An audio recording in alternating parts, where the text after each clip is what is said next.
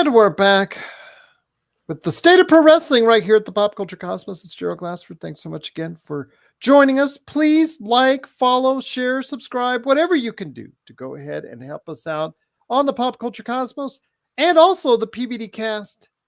It is sincerely appreciated. Well, ding, ding, ding. It is time to get back into the ring for Wrestlemania. It is that time of the year. The biggest extravaganza, the biggest event of the year for professional wrestling is this weekend, Saturday and Sunday. And here to go ahead and help me out, as far as always, previewing WrestleMania. Good man indeed. He is my tag team partner until I, of course, backstab him in an angle upcoming, maybe down the road, so we can set up a main event and a feud.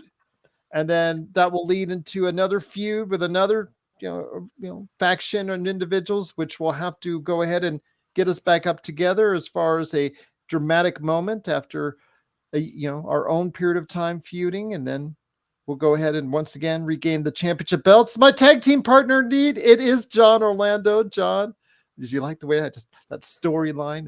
That was good. I'm hoping that our blow off match is a hog pen match. I hope that would be our blow off match. Well, during the hog pen match, somebody would come in, just go ahead and do either the schmoz or be able to go ahead and interject themselves with an international object and be able to, undermine our feud.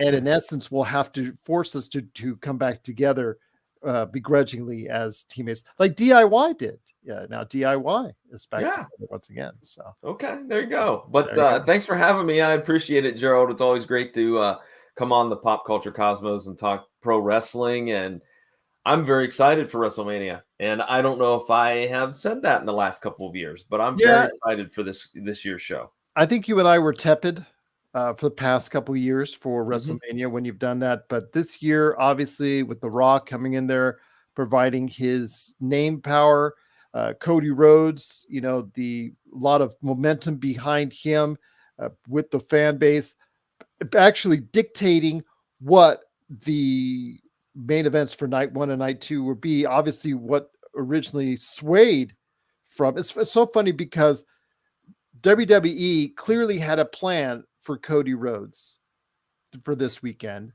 Then The Rock came in and made himself available for that period of time and indicated what he wanted to do for that WrestleMania. The fans clearly didn't like said plans for The Rock. So on the fly, and I'll give Triple H credit for it because it was kind of tenuous exactly if they were going to be able to pull it off, because it was a little hazy at first, but they were able to go ahead and pull off something that was believable, was enjoyable, was able to go ahead and feuding partners or feuding individuals partnering up in Seth Rollins and Cody Rhodes, who once were rivals, now seem to be friends and tag team partners this weekend against Roman Reigns and also as well The Rock. And then that leads into a Roman Reigns versus Cody Rhodes on Sunday night. So before we get in the card, my friend, I want to ask you this. Something's been bothering me, and I'll tell you what it is. You know how for years I was lobbying for the WWE to go to a 2-night format. I just thought with the 17-hour, and I'm joking when I say this, but just barely 17-hour, one night WrestleMania extravaganzas, it just was too exhausting. I did see the memes of the skeleton sitting in the easy chair, wasting away because they sat through a WrestleMania. Well, they did that. They did the smart move, made it a 2-night event, but you have the NXT now as a growing entity that you want to go ahead and continue to blossom. But the problem is you threw it on the same afternoon as WrestleMania night one. You threw it on Saturday night one for their big event of the year, Stand and Deliver. I think that was absolutely moronic. And I'm going to say that out loud. I think, and also they all bundling SmackDown with the Hall of Fame, I think is also, a little bit of a blunder. Give each of these events its own night on WrestleMania week. Here we go. Want to see my idea? Monday, Raw. Tuesday, NXT. Wednesday, Hall of Fame. Thursday, NXT Stand and Deliver, Friday SmackDown leading into your WrestleMania weekend. Seems like it's a no-brainer, my friend, just like a 2-night WrestleMania was. Your thoughts on my common sense reasoning for how to schedule properly WrestleMania week? Well, I think, in my opinion, of course. Yeah, it makes sense. I think, though, they have some of these other events going on. Like they have they have like They have the fan panel. fest and the They have panels. the fan fest and But that. that's what the afternoon are for. But I think you could do that on Tuesday. I think I would go definitely everything you said I would stick to, except for 2 NXTs on the same week. I probably would not do that. So you wouldn't do a main show, just a 1-hour show, NXT that they have already, or a 2-hour show, whatever, and then just do the pay-per-view on Thursday. I would just do the pay-per-view on Thursday. Okay. I would leave Tuesday open for something else. For hey, one of these talk shows, like put the bump on prime time. There you go. You could do that on a Tuesday, a WrestleMania bump. Combine that with a Pat McAfee show from a fan fest, as far as doing it from a live, to get that. Yeah, that's fine. That's actually a very, very good idea. I think it's just doing it. It's like the old habits die hard with the WWE, and putting on 7 hours of wrestling conceivably again just seems moronic. It seems like you're just wanting to go back to what you did instead of getting away from it and making it better. You're burning out these audiences. And that's the problem. If I'm WWE with all the other wrestling that takes place in the Philadelphia area, I don't care. I'm doing my own stuff. So go ahead and make your statement that WrestleMania week is about the WWE, and it just take up that whole entire week. That would be my deal. That would be what I'd choose. And I think it'd be best for the audience. But that's just me. Well, and I think hopefully with this WrestleMania XL, one of the things that I've griped about in the past is a lot of video recaps, a lot of ads for the WWE products. I hope they cut those down a little bit, and that would shorten up that time a little bit as well for those matches. Good luck. And yeah, I know that's not going to happen. I know that. You know that. I know that. But yeah, I just, I feel like those could you look at. I remember when I checked out Wrestle Kingdom 12, I believe it was, and I was amazed that the card was like 15 matches, but they move along. There's not with the exception of a couple of spots, there's not the constant badgering of the check this out, this just happened, buy this, Snickers satisfies, etc. But yeah, I know. You're absolutely right. It's making money, and they're not going to stop doing it. Yes, but I can't say I disagree with you, John, but the realities of 2024 hit in place as far as the amount of money that they make and maximizing of that weekend. I just think if you want to maximize that weekend, you take up every single day of WrestleMania week and you leave it for no one else. Wednesday, I would just go ahead and just throw something out there. I wouldn't care about AEW. Just throw something out there, Hall of Fame, something out there. Hall of Fame should be in its own venue. It doesn't have to be in a 15,000 seat arena. Put it in a 5,000 seat arena. You could sell it because you could advertise the greats are going to be there, and you could sell it out as far as a 5,000 to 7,000 seat arena and get more money from that. And they used to do it that way. It used to be its own presentation at a theater. Mm-hmm. And people dressed up, and I mean, they still dress up and everything, but it looks so much better and much classier when it was done that way than. And oh wait, we forgot. Are they doing the Slammy Awards too? Yeah. Okay. Well, there's another thing you could just throw on Tuesday and have. I mean, do the bring back the Slammy Awards and have that every Tuesday.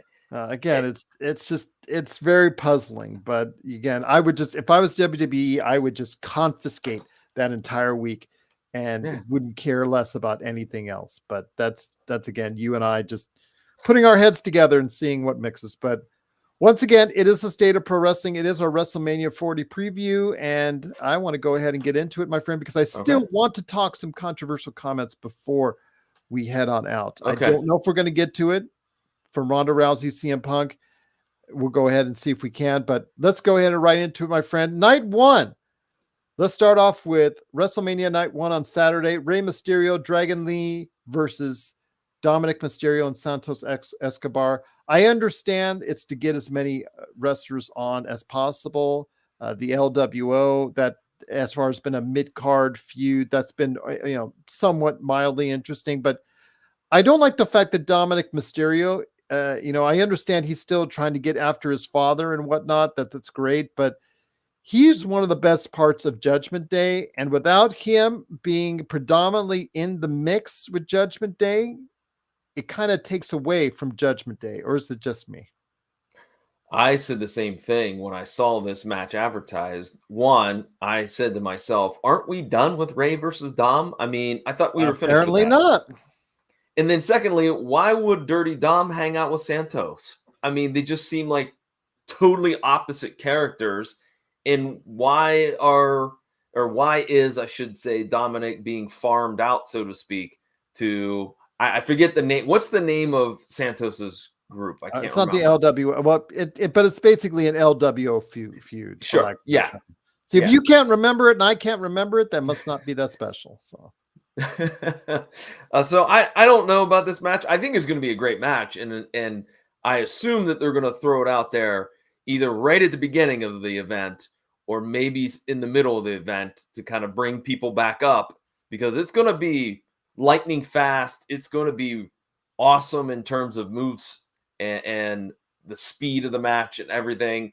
But again, I think we've had so many great matches built very, very well over the last several weeks, if not months, but this one just seems like it was thrown together.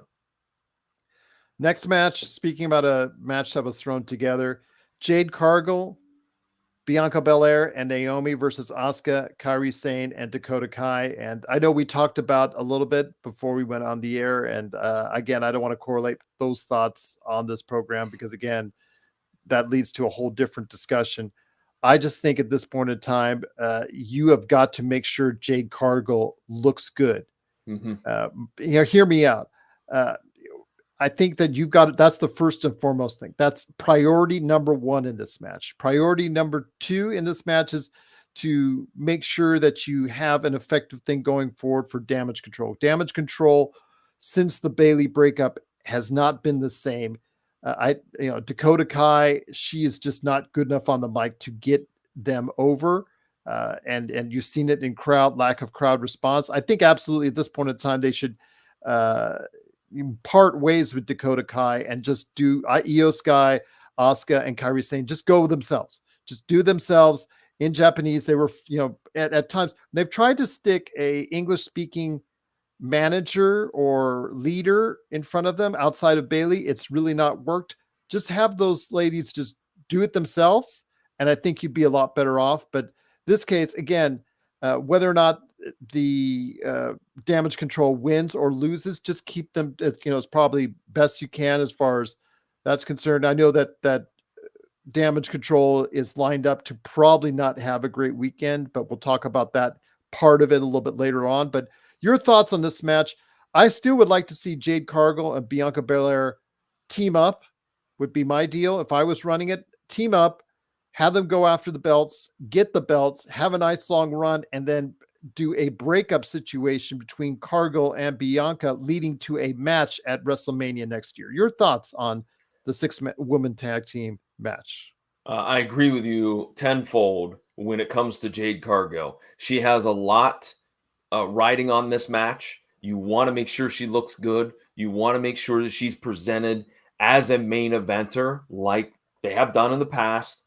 I feel like this is probably a easy prediction to say that Bianca and Naomi and Jade win, because I think you have to keep that steam. You have to keep the steam up. You have to keep the pedal to the metal when it comes to Jade Cargill. I agree. I would not be too surprised if we see Jade Cargill come SummerSlam time facing off against Rhea Ripley. Okay. But I still think Cargill and Belair personally would be great for WrestleMania next year. But I will say, though, what are your predictions on the LWO match? I wanted to go ahead and get that. I'm going to probably say Dirty Dominic will get his win back this year. I agree with you 100% on that as well. Yeah, I think Dominic's going to get his victory again. And hopefully maybe this will be the last time we see Ray and Dominic. Who knows? Who knows? I do agree with you on the Jade Cargill team up winning on Saturday. The undisputed WWE Tag Team Championship six-pack ladder match. Finn Balor and Damian Priest, aka Judgment Day, defend against DIY, Johnny Gargano and Tommaso Ciampa, The Miz and R-Truth, Kofi Kingston and Xavier Woods, Pete Dunne and Tyler Bate, and Grayson Waller and Austin Theory. My thoughts, I'm going for the upset, my friend. Johnny Gargano and Tommaso Ciampa, aka DIY, they're the team that feuded. They worked well. They feuded. They came back together now that they're in the WWE, and I think they will find success again. Your thoughts, my friend? This is a matchup that inspires no one because all these teams, including the Judgment Day, are not exactly well or highly revered, but I still think DIY will get the job done. Man, it's like we looked at each other's notes, or we have telepathic abilities. I said, like, they've been really focusing on Gargano and Ciampa, DIY on Raw. Plus, he just did the job on Monday. Yes. And I was just going to say that's always a through line on that. Yeah, I was just going to say the winning percentage of DIY maybe hasn't been strong, but they've been showcased a lot on Raw, and I can see them. I mean, Gargano probably and Ciampa, they both will do some wild stuff in this match, but I see them walking out with the tag team titles. And again, Ciampa did the favors on Monday, which a lot of times telegraphs what may happen on WrestleMania weekend. Next up is Jey Uso versus Jimmy Uso. I know that this was a great match in the past. I would have personally liked to have seen this be a cage match or some stipulation match to make it more exciting, but it's not. Your thoughts on the Uso battle, the Usos? I'm going to say the Bloodline gets the victory in this one.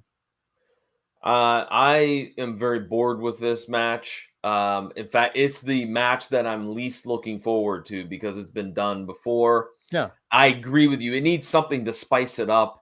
I personally feel this is my wild booking idea is I would have those two. Hopefully I would slate them that they're maybe third from the main event or second from the main event. Have those two, Jimmy and Jay, fight in the back, to the back. No contest. Falls count anywhere. Well, and then my thing was that they come back in two matches when it's the main event, and that's what.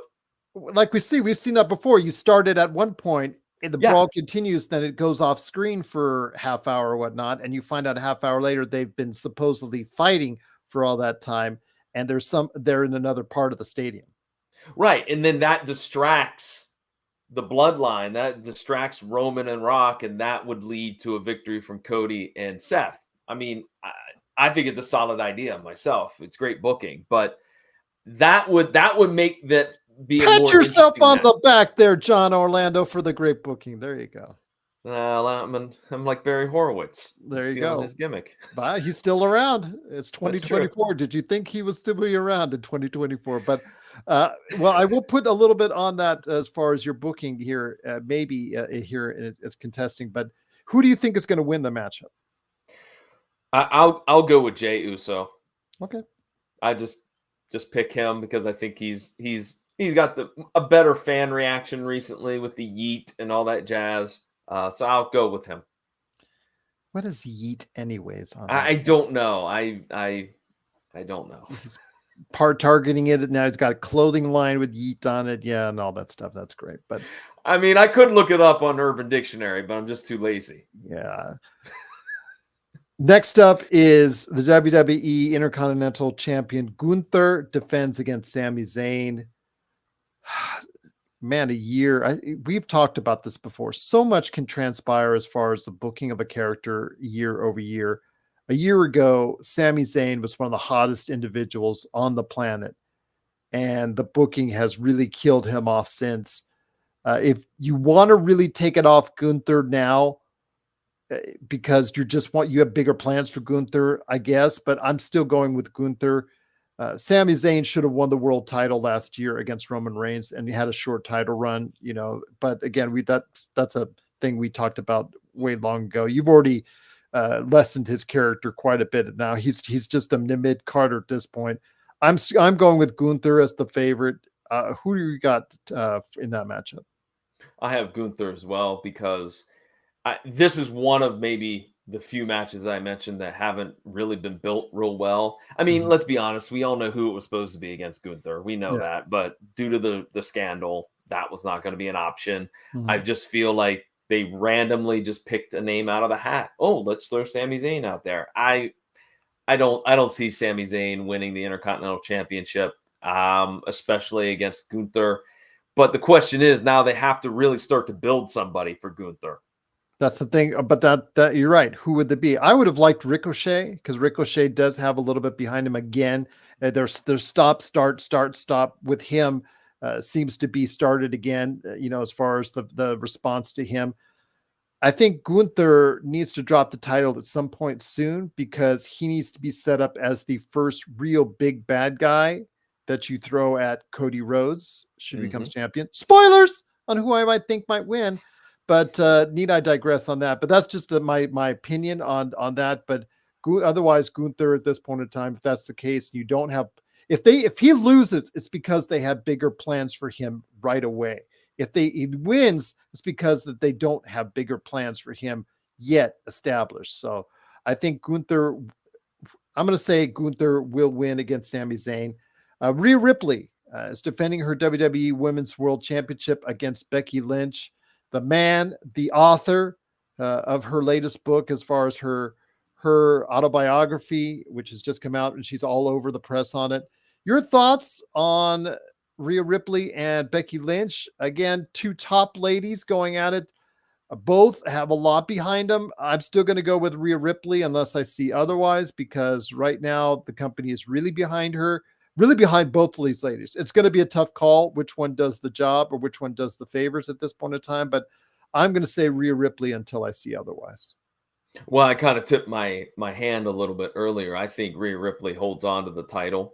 I think that this matchup has been very well put together. I like the stuff that they did outside the ring, like on Monday. They had the pull apart brawl. That was interesting. Okay, if you're going to have a pull apart brawl from somewhere, make sure not a production assistant and some other person are just holding up. Okay, you need like four average size human beings to hold a wrestler back from another wrestler. Okay, I'm just going to say that, as far as when when Rhea Ripley did an interview and Becky Lynch interrupted, and they were supposedly having a brawl on an interview show the other day. Come on.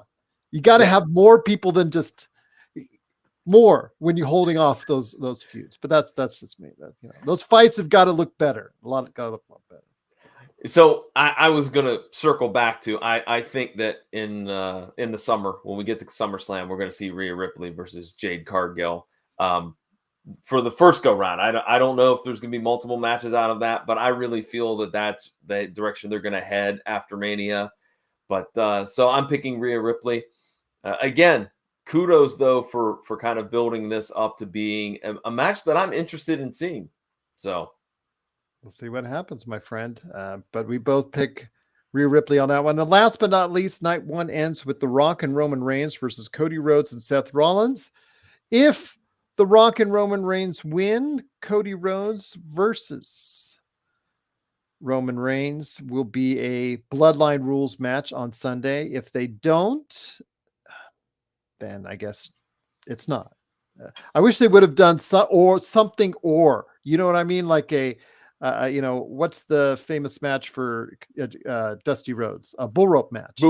Yeah. Would have been great if they would have, something to tie in the Rhodes family thing a little bit more for Bloodline versus a strap match or something like that. It just something that would have tied that in even more. And again, they've really done better in the weeks following the initial start to break up and the change taking place. They had to change on the fly. I think that the bloodline in this case is going to win so that you will get multiple people interrupting the match on Sunday, including The Rock, because it gives The Rock a excuse to interrupt on Sunday. Your thoughts, my friend, on who wins the main event for night one? Well, I think again with my wonderful booking idea that I had for the Usos, I think that Cody and Seth win because I thought that if they won, I This is thought where the we blood. finally. Yeah, we're gonna disagree, but I thought that if Cody and Seth won, then the bloodline was banished. Yeah, The if there's following night. no blood. Yeah, there's Okay, no okay. bloodline. So it's supposed to be a one-on-one. But then again, where do you put The Rock? The Rock has got to make an appearance the next night somehow, some way, most likely.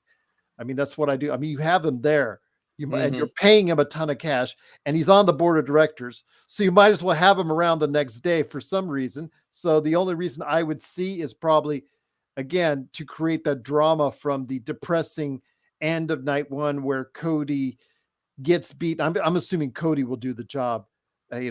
Oh, he's so sad, so sad. His story will not be told. Then Sunday, boom, his story gets finished the way he wants. Well, I am going to say this. I have thoroughly enjoyed The Rock and the Cody mix in Seth and Roman into this. I thought that this has been a really good storyline. It's old school, and I commented to many people about this. He being Cody, learned from his dad. Think about all the times that Dusty got his rear end kicked. I mean, I can remember as a kid when the Horseman jumped him in the parking lot and broke his wrist, and you didn't think he was ever going to come back. And when Flair and the Andersons broke his ankle, and we could go on and on and on. The Road Warriors spiked him in the eye, and then you thought, oh, that was the end of him. So Cody's learned how to use that and use it well. And, the incident where he got thrown into the bus multiple times and got beat up in the rain by The Rock. Fantastic stuff.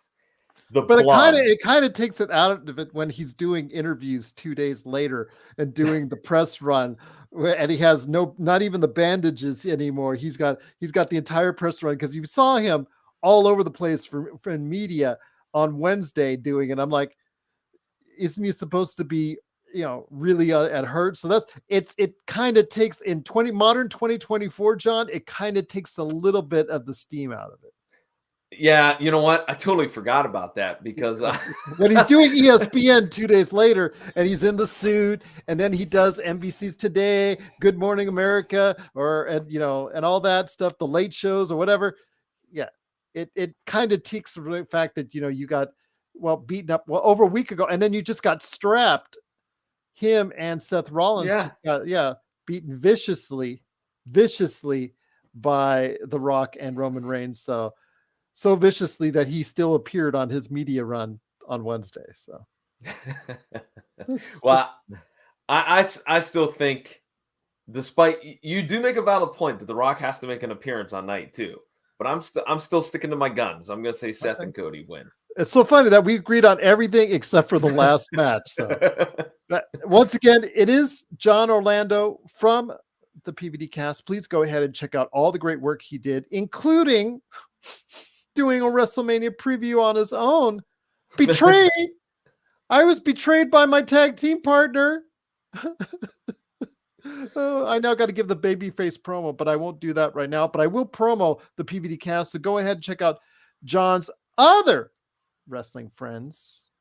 She will describe before we head on out on the PVD Cast doing their own WrestleMania preview. But John, night 2 brings a lot of intrigue. Of course, we'll talk about the main event here in a second, but a Philadelphia street fight, which I think could be entertaining because a lot of these guys have a ton to prove because of where they're at and where they're slotted currently, amongst the card. Bobby Lashley, Montez Ford, Angelo Dawkins versus Karrion Kross, Akam, and Rizar from AOP. Your thoughts, my friend? Who gets? I feel bad for Karrion Kross and Scarlett. Really? The WWE can't figure out what to do with them at all. I'm not a real big fan of the Final Testament. It shouldn't be this hard. when you have a guy that's got all the attributes, he's got a good look, he's okay on the mic. He's not great, but he's okay on the mic. He's passable. And he's got that kind of killer instinct, pun intended, because he was Killer Cross in TNA. But they can't do anything with him. They can't do anything with Scarlett either, which also baffles me.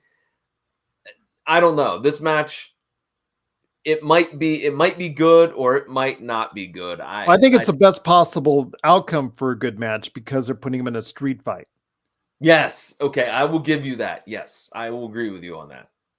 It allows for more exciting. And then I did want to say before I give you, so who do you have for the winner? And then I want to tell you something before I go to my prediction. I'll go with the Final Testament because I think that Lashley and Dawkins and Ford are professional enough to put the quote young guys end quote over.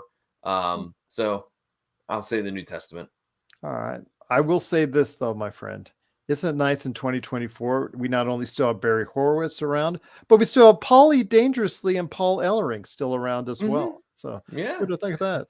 Who'd have thought that? But I will go. You changed my mind at the last second. I'm going to go with the Final Testament as well. I was thinking Bobby Lashley's team, but I think I'm going to agree with you that the newer team, the newer alliance is probably something that they might want to go with because they might have bigger plans for them. So I'm going to go ahead and give it to Karrion Kross, Com, and Razor AOP, known as the Final Testament. So we'll go from there. Another match I think that should have been a cage match, especially the way they've tried to go ahead and play this out, my friend, is LA Knight. LA Knight, versus AJ Styles. And as hard as the WWE has tried to kill his character, LA Knight still endures. He is still getting the rousing pops. He is still getting the merchandise sold. And I think he's got to go over, my friend. I really think he's got to win. AJ Styles is AJ Styles. It's great that he's came back. He's got this great new physique that he got. It's great that he's back, but still, he's just still AJ Styles and accredited wrestler that he is, outstanding wrestler that he is. LA Knight's the one that still, despite again all the WWE poor booking in the world on him, he still has managed to go ahead and keep a lot of his shine. And I think just for that, they've got to go ahead and get him the win because you could still point out a main event future. There's still a scenario to me right now. There could be a main event future or close to it for LA Knight. I hope LA Knight gets the victory, but something in me, here we go, says that AJ Styles is going to get the victory. Wow. Okay. Just because they much like Karrion Kross, the start and stop with LA Knight. I feel bad for him. He's entertaining. I like him. I want him to win. I do, Gerald. But there's this small little voice in my head that's saying, nah, they don't have faith in him. AJ's going over. WWE, I hope I'm wrong. I hope I'm dead wrong on that. I hope you're wrong too, because I really like the LA Knight character, but that's just me. WWE United States Champion Logan Paul defends against Kevin Owens and Randy Orton in a triple threat. I'm going to say this leads to a feud between Orton and Owens, and I'm going to say Paul retains. Your thoughts on who's going to win that three-way for the U.S. title? I agree with you. We're back on the same track here, I guess. I think Logan Paul holds on to it. I think he has not really, and this is going to sound weird, I don't think he's reached his potential as the champion just yet. Mm-hmm. I think he needs a little bit more time to cultivate, what he can do with that title, what he can bring to the matches, especially when they're for the United States title. Even though his promos are still out of Villain 101, mm-hmm. It just, again, they're very rudimentary. They're very cookie cutter. He has a delivery which could, if you just gave him a little bit more coaching or just instruction or a little bit more time out there, he might become a really good heel. Yeah, I agree. And I think that's why he has to win and keep the U.S. title so he can still continue to develop. Let's be honest. He's got all the athletic ability in the world. He's got the timing down. He's got the work rate down, so to speak. He's just got to fine tune a few things, and one of those things would be that character of his. I agree. So, yeah, absolutely. So there you have it. We're both picking Logan Paul to win. WWE Women's Champion Io Sky defends against Bayley, and this started out with a house of fire, especially around Royal Rumble time, with Bayley winning the Royal Rumble. A lot of momentum, but that momentum has faded a lot. I still think Bayley is going to win because they probably have something set up for as far as somebody to take the title from Bayley down the road. Maybe Jade Cargill may take it down the road from either her or Io Sky down the road, but as I talked to you about beforehand, why my reasoning and rationale behind some of the matches that were going on at WrestleMania, I think Bayley is going to go ahead and win the match on Sunday. And I agree with you as well. I think my biggest question mark though is something that you mentioned. Where does Bayley go from here? Mm-hmm. She can't go back to being the hugger. She probably can't still kind of be the character. Well, obviously she can't be the character that she was in Damage Control, but there's got to be a happy medium, like for me, taking the character somewhere else. Like, is she just going to, instead of being like, I liken it to in Ring of Honor when Colt Cabana stopped being silly Colt Cabana. He was going to be serious, and he was involved in a feud with Homicide. He was going to take things seriously. So is that what we're going to see with Bayley? Like, she's not the heel. She's not the face that she was 6 or 7 years ago when she first came in the company. Is she going to be somewhere in this middle ground? And if so, what's that going to look like? And who is their next opponent going to be, or opponents? Agreed. So we'll find out. But I do think that Bayley still, even with the loss of momentum, I think, again, the Damage Control, unfortunately, they have not been given enough good things to work with to keep fan interests as a whole. And I think there's reasons why. And I elaborated to them with you on that. So I'm hoping those things will get corrected and maybe would start off with a Bayley win on Sunday. So we'll see what happens. But, as a big Damage Control supporter, it does not mean no good, or it does hurt my heart to say Damage Control is going to lose twice over the course of WrestleMania weekend. But unfortunately, I got to call it like I see it, and seeing it the way I've been for WWE for many years now, I'm going to say Bayley's going to get the win because, again, Royal Rumble winner. I think they wouldn't have put her on top in the Royal Rumble unless they had a plan going forward. So, yeah, they've got something at least in mind for her. So that leaves us with the story that has yet to be closed. Will it be completed? Will it be finished come Sunday night as Roman Reigns defends against Cody Rhodes? Your thoughts, my friend? I think this one is about as sure to me as I've ever been on a Roman Reigns title defense in the past, 4 years now-ish, whatever. I really think that Cody Rhodes has to be given the title, has to be given a run with it to see if he can lead this company, because the fact that set it up for that way. If he loses again, you are not only going to piss off a lot of fans, but you're going to get a backlash. Sorry, pardon the WWE PLE pun there, but you're going to get a backlash, which you will not like. Your thoughts, my friend, on if Cody Rhodes or Roman Reigns is going to win? I think it's Cody Rhodes. I think it has to be. There's no other way. Now, I just a few moments ago marveled and gave you my point of view on the whole feud and how wonderful it's been and how interesting it's been and entertaining it's been. But I think at this point, it has to happen. It's like what you've said before. You booked yourself into a corner. Yes, exactly. Those were going to be my words, my exact words just a little bit ago. That, yeah, I mean, they've messed up, and now they got to figure a way out. I mean, if I agree with you, if Cody doesn't win, you're going to see, like, wrestling now is on an all-time high, and the WWE is the leader of that. You're going to see people, I would say, stop watching. So there's no question about it. Cody wins. Now, how he wins, that remains to be seen. It is, and we'll find out exactly if that's the case. But I do think at some point in time, that's why I think Saturday night is so crucial to winning, as far as it's concerned, as far as for the Bloodline to win, to set it up as far as from a storyline standpoint. But we forgot to mention one last match, my friend. I forgot about that.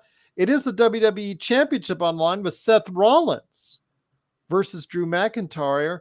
Could Drew McIntyre be one of the reasons why Cody and Seth lose on Saturday, leading into what's going to go on and take place on night 2, my friend?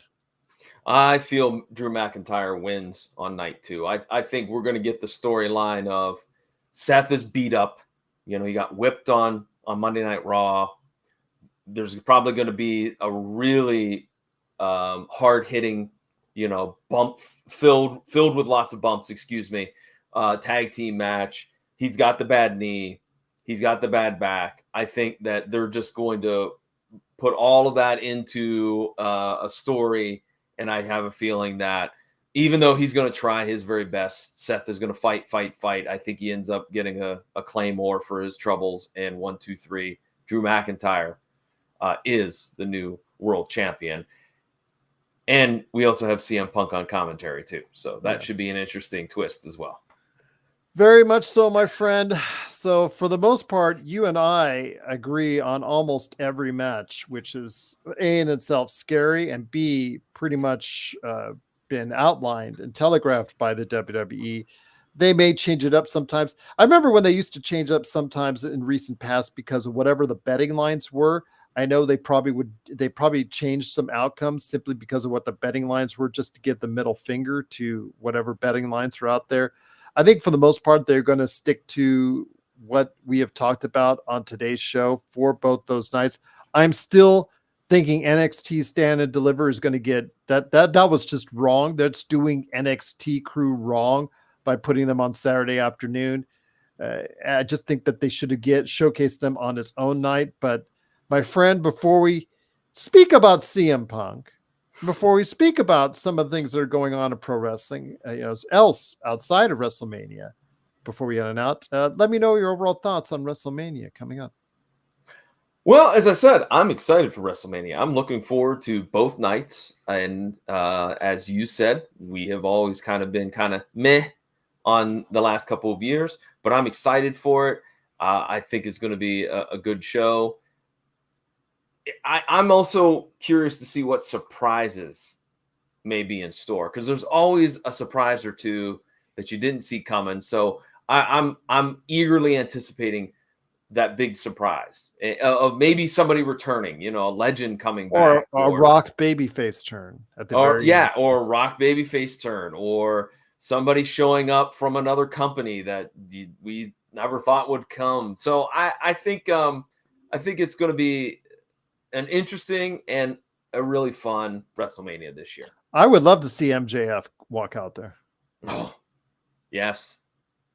That would be mind blown. Yes. Sorry, AEW, but yeah, that would just love to see MJF walk. That would be kind of awesome indeed. But before we head out, my friend, wanted to go ahead and talk a little bit more pro wrestling. Once again, it's the state of pro wrestling.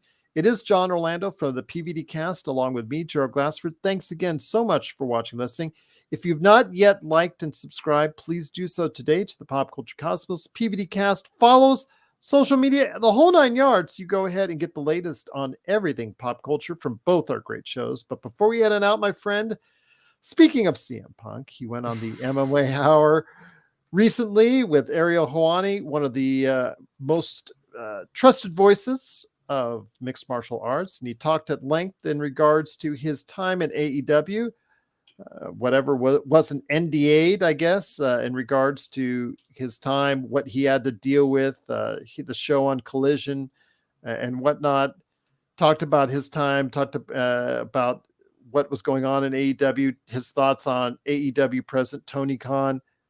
Was not too friendly about that. Also, his situation with Jack Perry, aka Jungle Boy, that again deteriorated into a major behind-the-scenes brawl at AEW's All Out in London last year. He almost quit on the spot and then was convinced to go ahead and do otherwise, but ultimately he did leave. Your thoughts, my friend, on the comments that were made by CM Punk in regards to how much validity do you take in what he said? Ooh, I'm gonna go 60-40 on the validity. I'm gonna Because say, remember, the story is always okay. There's your story. yep. There's my story. Then the old adage of the truth being a lot of times in the middle may be count. Although again, it's all perception and how you see it. Yeah, so I'm going to go 60-40. I'm going to say 60% of Okay. that is probably factual. 40% of it is Because if you heard him, maybe it does paint him in such a great light, and right, AEW. right. Which that's my thing. We all know that CM Punk is a jerk. I think he's admitted to it. So you wonder, but I also blame this. Like when the whole thing went down with Jack Perry, I said, look, I said to some friends, I'm like, look, I went to high school with some meathead football players. I steered clear of them. I would not go up to them uninvited and give them advice. Hey, you should have ran that other play Friday night. We would have won. I wouldn't do that because I know that's going to be bad news for me. So then why would you go up to CM Punk and mouth off and be like, we're going to go ahead and use glass, blah, blah, blah, blah, blah. Just shut up. Don't tell him. Go work your match. If you go through the window and the glass, then you can worry about it later. Like I just you can claim ignorance and say, yes, "Oh man, exactly." Like I don't know why did Jack Perry feel the need to be super honest, lie, just or don't tell him or whatever. I do find the quote that he stated about, and I'll paraphrase, about at AEW was about having 5-star matches, not making money. And I do feel like that is an accurate statement, if there ever was one, about the state of AEW right now. I'm not going to say I disagree with you on that because, our own Melinda Barkhouse Ross, when she went to their annual big event, Double or Nothing here in Las Vegas the last year, she showed you a picture on her social media about how well attended or lack thereof that show is. And that's supposed to be one of your biggest shows of the year. And that, it's a situation where storylines are not being done well enough. I mean, they had or certain mistakes along the way, booking mistakes along the way. We talked about Christian and Edge, that feud being probably the best thing that AEW's had in a long time since Punk and MJF. And yet they managed to go ahead and put it off into a secondary mode or put it off on television where these could have been main events for your company in some of your largest pay-per-views. And had you made it, because it was compelling television, but you managed to go ahead and minimize it in a way that was really disappointing overall. And you've blown it off now. Now Christian he's gone from the scene. I'm sure he'll come back and do something, but it's just what you did was the mistakes that are made is just all over the place for AEW. And the potential is there for them to be a truly great company. They do have a lot of talent, John. They do have a lot of talent to do a lot of great things, but really is the emphasis always on that 5-star match, which I personally don't have a problem with. But the problem is after I watch that 5-star match, I don't want to watch anything else. I tune in for just those specific matches, and then I tune everything else out on AEW. That to me is a problem because that to me means that there's a bigger issue in 2024 about how people can access your best of your stuff.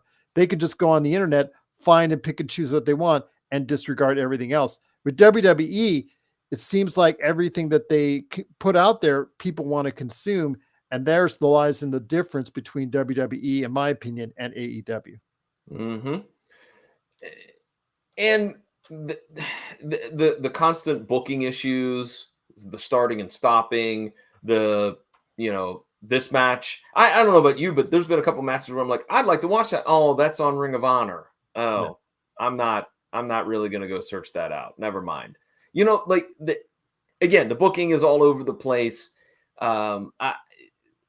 They have Okada as quote one of the heels in the new Elite. That I think is stupid. I think Okada is a very good babyface, and he's one of the best wrestlers on the planet. Yeah, Absolutely. Will Agreed. Ospreay is one of the best wrestlers on the planet, but yet you're having him do matches against the Don Callis family each and every week.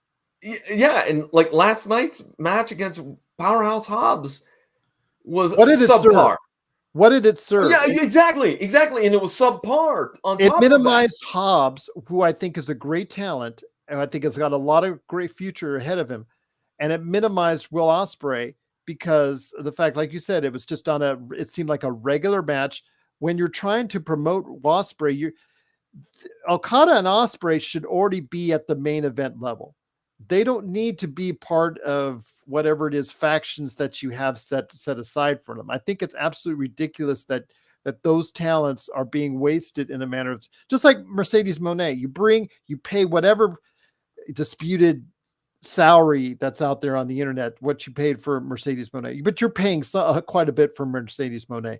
You bring her in here and she's going after the TBS title. Really? And there's no she could explanation. Transform. No explanation behind it. She could literally transform the AE women's division immediately and legitimize it in an immediate instant by taking the top title. Yet you don't have her do that. You have her taking a secondary title, the TBS title. It's absolutely just mistake after mistake. And it's just a shame because the talent, I'm not going to say it's on a par with WWE, but it's certainly not far behind. Yeah, it's just another example with Mercedes Moné is they've never really fully come out and had her commit to why she's mad at Willow. Yeah. Like, why not just say it? She broke my ankle. I know that's not what happened, but you can spin it from that. That can be the catalyst for you not liking Willow and wanting to get revenge. It's not rocket science. It's very simple. Yeah. It's a real injury. You work it into the storyline, and that's the motivation. It's not that hard, but AEW seems to make the simplest booking decisions into, I don't know, brain surgery. And sometimes you just got to keep it simple, stupid, as they say. Yeah, so. Absolutely. Before we head it out, before we get to your cheap plug on what's going on at the PVD Cast, Ronda Rousey has also been pitching a book. You know, you've got Becky Lynch pitching a book. I'll tell you what, they should go still one more match against those two, putting their books on the line. But put their books on top of a pole. Exactly. There you go. The winner gets to keep their book out in publication. But Ronda Rousey has her time. You know, again, I think it's a situation where it's, how much do you validate what she's been saying in regards to the comments that she's made behind the scenes in regards to WWE, her distaste for Vince McMahon and all that. I think a lot of it is valid. Again, how much is it? Is it like CM Punk where you 60-40, 70-30, 80-20, 90-10, 100-0, whatever you want to say as far as that's concerned? She has said a lot of things, disparaging things. She says we won't go back, which, in the business doesn't mean anything because you always eventually go back if you want to. But Ronda Rousey is also making the news. Your thoughts on Ronda Rousey's comments as of late? Well, I think you kind of took some of my words out of my mouth, so to speak, is I feel like it's very warranted, her statements about Vince McMahon, as we know. Of course. Her more recent accusations with Drew Gulak, I find that to be a weird story. I really don't know. It just sounds very intentional? Weird. Was it unintentional? Right. Yeah. But how do you be unintentional in that scenario? Like, I don't know. It was weird. Look, I've never been a big fan of Ronda Rousey. I feel like she has been maybe a spoiled brat, so to speak, when it comes to her dealings, especially with this run in the WWE. She's entitled to put out there, I guess, what her opinions are about how things run backstage. She's entitled to do that. But, again, I think it's another one of those cases of like Punk, with her, I'd say it's more the other way around. I'd say it's more 40-60, if you will. 40%, it's, 60% of it's her and her vision and her recollection. And I'll use that term loosely. I still think the best thing for her would be to go walk into Tony Khan's office and say, all right, what do you want for one day a week? What do you want? How much do you give me? And then her or Mercedes, just by name power, lifts that AEW women's division just by itself. I understand we've talked about her wrestling in the ring ability. Put that aside, her name ability is still there and it's still very much viable. But again, we would run AEW differently than Tony Khan would, and we'll just leave it at that. But my friend, it is still great to have you here. I know you and I love covering the world of pro wrestling. Hopefully we will next time out be able to again commiserate over our picks to see if they fall through or get agreed upon. But we'll also go ahead and take care of the fallout from WrestleMania as far as what's going over for the next period of time for the world of pro wrestling. But before we end it out, it's time for the cheap plug, my friend. What's going on at the PVD Cast? Well, as Gerald was giving me some grief on this episode, I do have my own WrestleMania preview episode that I just with his own today. WrestleMania buddies. Well, just one. One was under the weather. The other one joined me, Ringside Rand. We do the exact kind of same thing that we've kind of done tonight. We've given our opinions and our thoughts and whatnot on the overall show, about some of the matches, about some of the surprises, and even the WWE Hall of Fame. So you could check that out at pvdcast.com or wherever you find great podcasts. Like I tell every episode, all you got to do is go to your favorite podcasting app, go to the search bar, put in PVD Cast. Sometimes you have to put John Orlando after it. I don't know why. Just that's how it works. And you should find it. And please rate, review, subscribe, recommend. Word of mouth is great advertising. And the pvdcast.com. There you go. Absolutely. With his real wrestling friends right there at the PVD Cast. I'm putting him on a guilt trip. I'm giving him the keys because we're going on a guilt trip right there. But it is the PVD Cast. Please go ahead and check out what's going on today at the pvdcast.com. Great show. I actually got the chance to listen to some of it before we were on the air because I found it when I was doing my social media. It's like, oh, what's this pop up? Oh, there it is. He's cheating on me. All right, that's okay. All right, that's fine. My tag team partner. All right, I see how it is. He's already go ahead and found new tag team partners. That's all right. I see how it is. No. The angle's coming up. That's okay. All right. You're going to have an episode of The Barbershop. There you go. The Rock will be no more. But it is John Orlando. Always great to have. Well, I was on a couple of weeks ago, so I shouldn't really complain. But it is John Orlando. It's great to have you here, my friend. But any last thoughts on the eve of WrestleMania before we head on out? No, just enjoy WrestleMania. Folks, if you're out there celebrating, be safe. I don't know if I say that all the time at the end of my show, but be safe. Don't drink and drive. Don't do any of that stuff. Be safe out there. Enjoy WrestleMania. And thanks again for having me on, Gerald. I always enjoy coming on and chatting with you. Appreciate it, my friend. And make sure you use the restroom out there before WrestleMania. It's still pretty damn long both nights. So make sure you take care of that indeed. So for John Orlando, it's Gerald Glassford. We'll be back maybe later this month, or at least at the beginning of next month, with the latest state of pro wrestling. But for now, please go ahead and enjoy everything that we do on the PVD Cast and, of course, right here at the Pop Culture Cosmos.